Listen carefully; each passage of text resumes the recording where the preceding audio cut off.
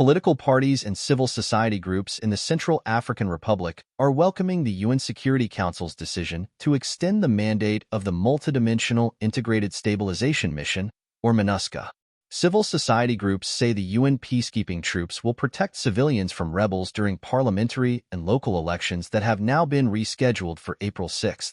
Blondine Icom, a member of the CARS coalition of civil society groups, said she expected UN troops to help the nation make sure that local and parliamentary elections in 2025 and a presidential election expected in 2026 are held in peace to end more than a decade of chaos and political tensions. She said a return to democracy and local governance would restore peace and stability in the troubled state. The success of the polls is not assured. Officials first scheduled the polls for October, postponed them to December, then changed the date again to April 6. The government said rebel groups and opposition political parties were planning to disrupt the elections unless electoral laws in the 2023 Constitution were revised. The opposition said the laws favor the party of President Faustin-Archange Touadéra. Last week, the UN Security Council extended the MINUSCA mandate through November 15, 2025. The Council said MINUSCA would protect civilians, support CAR government officials, deploy forces for the preservation of territorial integrity, and support an ongoing peace process.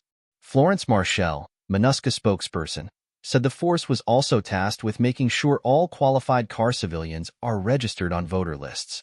The first step is to update the voter registration lists, and we are very keen on supporting this step because the same voter list will be used for local elections, presidential elections, and legislative elections, Marshall told VOA by phone from Bangui, the CAR capital. Especially, we need to have more women on the voter lists. We have launched a specific project to support the registration of women on voter lists.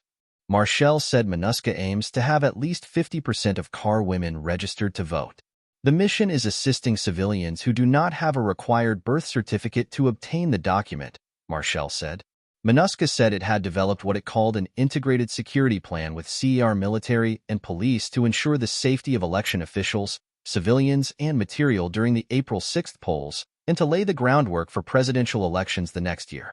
Army General Zefran Mamadou, the CAR's military chief of staff, said Monday on state TV that the extension of the UN peacekeepers' mandate was another diplomatic victory for Touadéra, who wants all civilians to live in peace and to have their goods protected from rebels who want to destabilize the CAR. Mamadou said the government troops he commands were galvanized by the extension and looked forward to collaborating with UN troops.